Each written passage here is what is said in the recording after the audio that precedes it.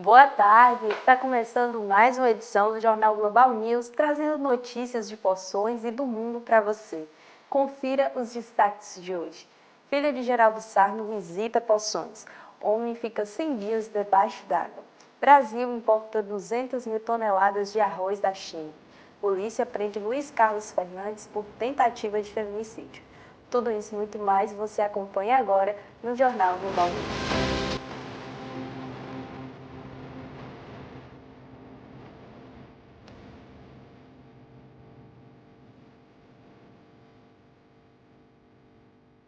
Após passar 100 dias submerso em cápsula, o homem fica mais baixo e relata melhora na saúde. O cientista fez um experimento sobre o comportamento do corpo humano após um longo período debaixo d'água. Já imaginou morar 100 dias debaixo d'água, completamente submerso?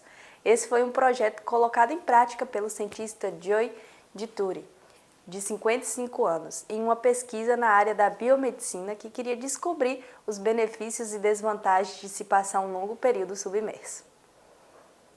O ministro da Agricultura, Carlos Fávaro, anunciou que o Plano Safra terá estímulos para a produção de alimentos básicos e na lista de incentivo consta arroz, trigo, feijão e mandioca, de acordo com a região do país. Ainda segundo Fávaro, o objetivo é garantir o abastecimento interno e minimizar as perdas por eventos climáticos.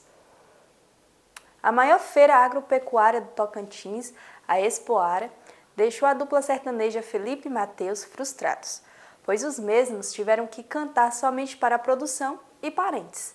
Aconteceu no dia 30 de maio, quando o contrato seria para começar às 17 horas, fazendo um esquenta no palco principal. Sem público, a dupla esperou até às 21 horas, quando resolveram iniciar o show sem uma alma viva na plateia. Felipe disse que um dia eles farão sucesso, o que fez Mateus segurar o choro e tocar como se ele tivesse uma plateia lotada. Um homem com histórico de homicídio e violência doméstica atacou uma mulher com canivete e feriu o filho, que foi defender a mãe. O crime aconteceu em Itambé, em frente à Secretaria de Educação. A vítima já tinha uma medida protetiva contra o agressor que foi preso. Andréa Moreira dos Santos, de 34 anos, levava os filhos para a creche quando foi atacada pelo ex-marido, Luiz Carlos Fernandes, de 43 anos. O mesmo já responde por violência doméstica e agora irá cumprir pena por homicídio. Um homem roubou uma caminhonete Toyota Bandeirante e um cachorro perdigueiro, no povoado de Ilha de Dentro, no município de Tremedal, e foi localizado em Poções. A Polícia Militar recebeu uma queixa de furto, informando que o ladrão estaria na região do Bezerro. Com as referências da localização, a guarnição chegou ao ponto informado, encontrando o carro. Os policiais se dirigiram para a casa onde foi informado o paradeiro do suspeito, mas não localizou o mesmo. Entretanto, foi encontrado um cachorro que fazia parte do roubo. O guincho foi acionado para remover o veículo e o cachorro foi entregue ao seu real tutor. O 90 Segundos de hoje mostra uma dupla, formada por pai e filho em rolê por Poções. Sou Marco Aurélio de Guzmão Sá, filho de Nelito, ou Emanuel, não sei como é que ele é mais conhecido aqui, é mais conhecido como Nelito. Sou neto de Julieta, nascido em Jacobina. Eu estudei aqui no Alexandre Porfírio, na década de 70, 80, na década de 70. Eu estudei no Alexandre Porfírio. Hoje eu trabalho na Petrobras há 21 anos. Trabalho no terminal aquaviário lá em São Luís, no Maranhão. Trabalho com a manutenção industrial lá. Sou gerente da manutenção industrial. Estou saindo agora. Esses dias tudo. E o seu agora, como é que está sendo? Eu achei uma maravilha. Coisa bonita, bem organizada. Muito bonita. Foi na missa algum dia? Não fui. Eu vou contar com o padre Morado, viu? Eu estou assistindo pela televisão. Ah, bacana. Mas eu não posso. Eu sei.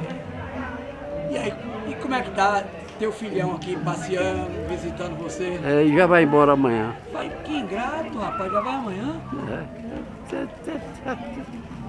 É culpado. Vou dar para o seu pai, é culpado. Eu sempre venho aqui em Poções todo ano visitar meu pai. Aí coincidiu que peguei o início da festa. Infelizmente eu não posso ficar muito, porque eu já tenho que voltar a trabalhar. Foram poucos dias de férias. Aí já estou voltando amanhã. Vamos para um comercial rapidinho e voltamos logo mais.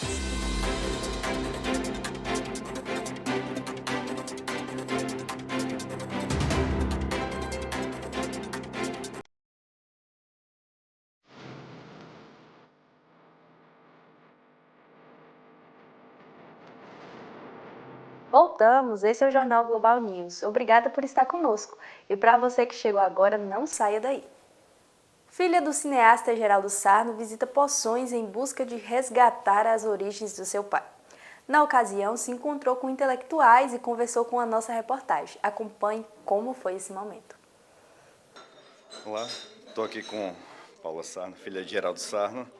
Paula, primeiro gostaria de saber, né, como é que está sendo sua vinda aqui para Poções pela primeira vez, né, e na terra do seu pai, do grande cineasta Geraldo Sarno. Você falar um pouquinho sobre isso? Sim.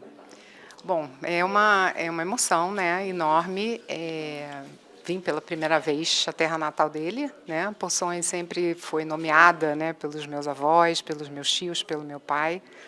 Eu ouvi as histórias, né, as histórias da Rua da Itália, as histórias das crianças brincando na rua, as casas de todos próximos, né?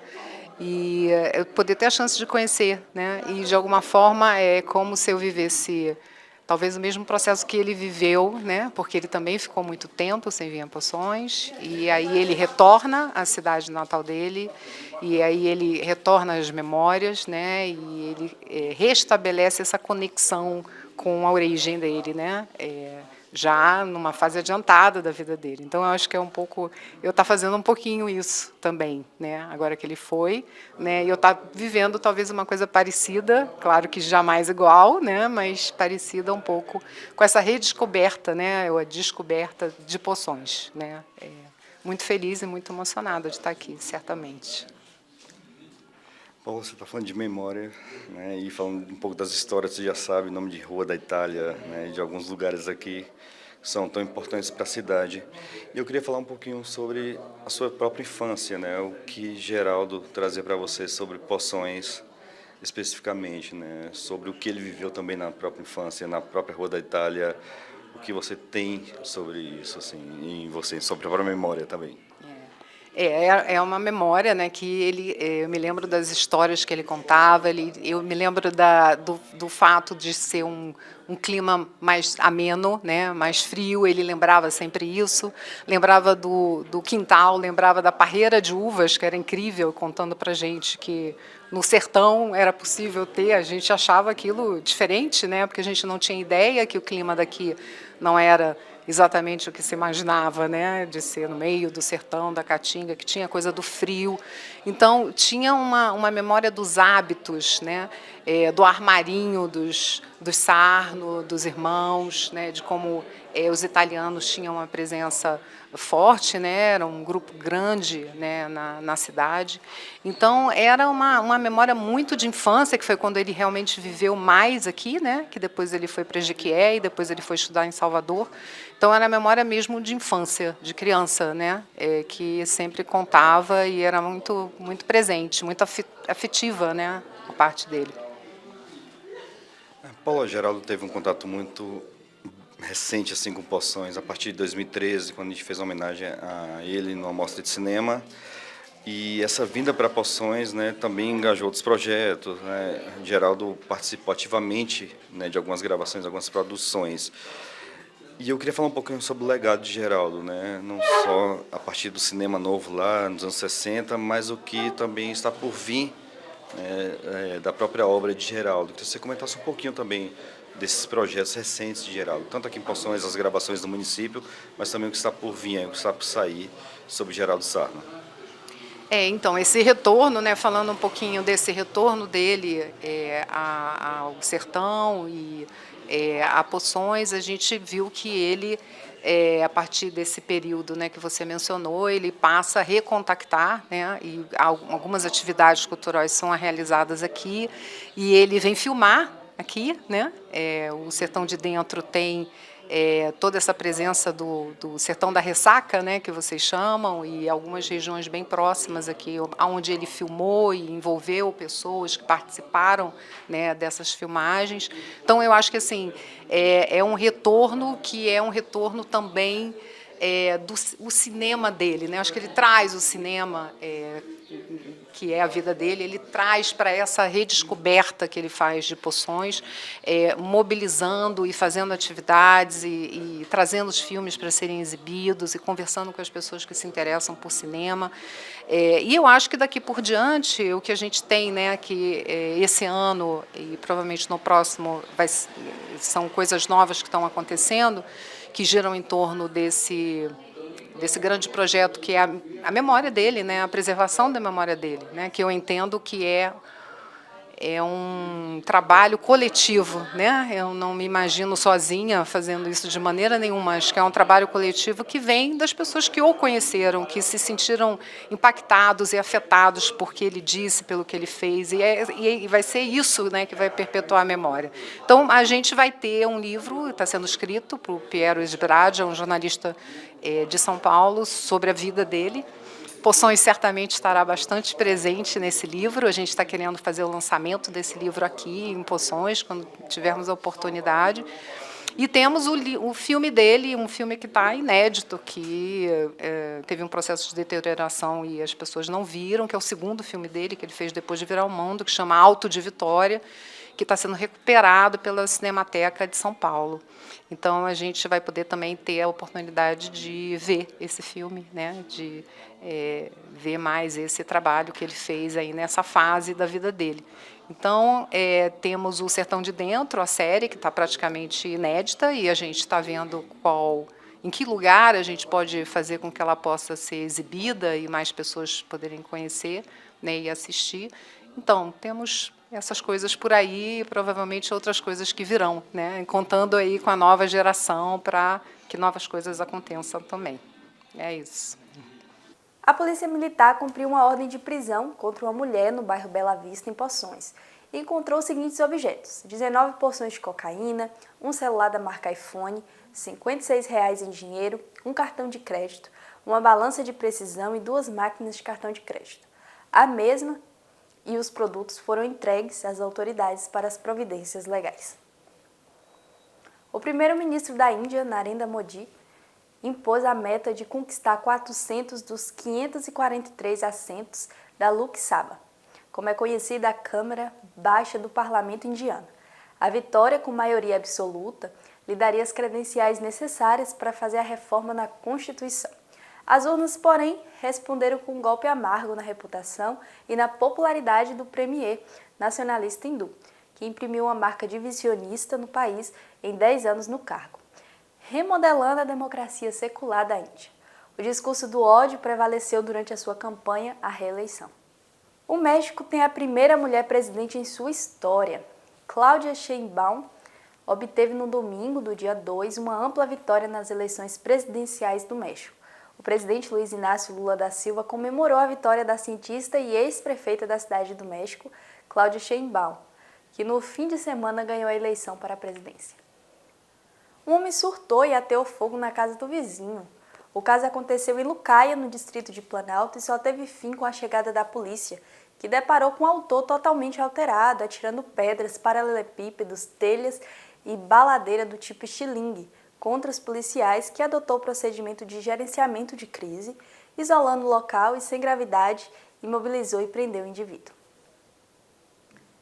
O presidente da CONAB, Campanha Nacional de Abastecimento, Edgar Preto, durante entrevista para a Rádio Gaúcha, falou sobre a importação de arroz e as consequências do desabastecimento. Segundo Preto, existe uma lacuna estreita entre a produção e o consumo. Disse ainda que o Brasil, que estamos projetando para este ano, 10,4 milhões de toneladas e um consumo de 11 milhões de toneladas com as chuvas que devastaram o Rio Grande do Sul, um grande produtor de arroz. Isso deixou uma grande preocupação e a importação seria a solução desse problema.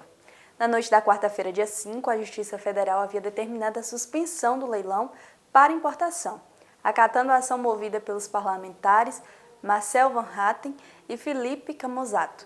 no Partido Novo, e pelo deputado federal Lucas Redec. No entanto, nessa quinta-feira, uma decisão do Tribunal Regional Federal da 4ª Região derrubou a liminar e o Brasil já comprou 200 mil toneladas do grão. Em Vitória da Conquista, um idoso de 70 anos morreu na última terça-feira, dia 4, após sofrer uma parada cardíaca na praça do BNH, Avenida Olívia Flores, localizada no bairro Candeias. Segundo informações, o SAMU foi acionado, mas quando chegou ao local, o idoso já não apresentava sinais vitais. O mesmo estava acompanhado de uma criança que, de acordo com relatos, era seu neto. Foi aprovada a nova Carteira de Identidade Nacional, CNI, emitida pelos estados brasileiros desde janeiro deste ano. Nela unifica o registro geral em todas as unidades da federação por meio do cadastro de pessoas físicas, o que possibilita melhorar os cadastros administrativos, fortalecer as verificações das forças de segurança pública e mitigar os problemas de fraude no Brasil, de acordo com o governo. E como funciona? A Carteira de Identidade Nacional tem um QR Code que permite verificar se o documento foi roubado ou extraviado. Além disso, o CPF fica com um número único e suficiente para a identificação do cidadão, sem necessidade de um RG.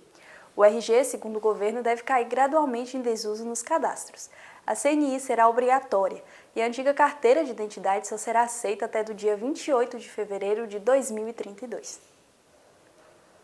Na sessão ordinária da Câmara de Vereadores de Boa Nova, realizada na segunda-feira passada, dia 3, estava programada a votação das contas do prefeito Adonias Rocha, referente ao exercício de 2020. Mas 7 vereadores não compareceram, resultando na falta do quórum necessário para a votação.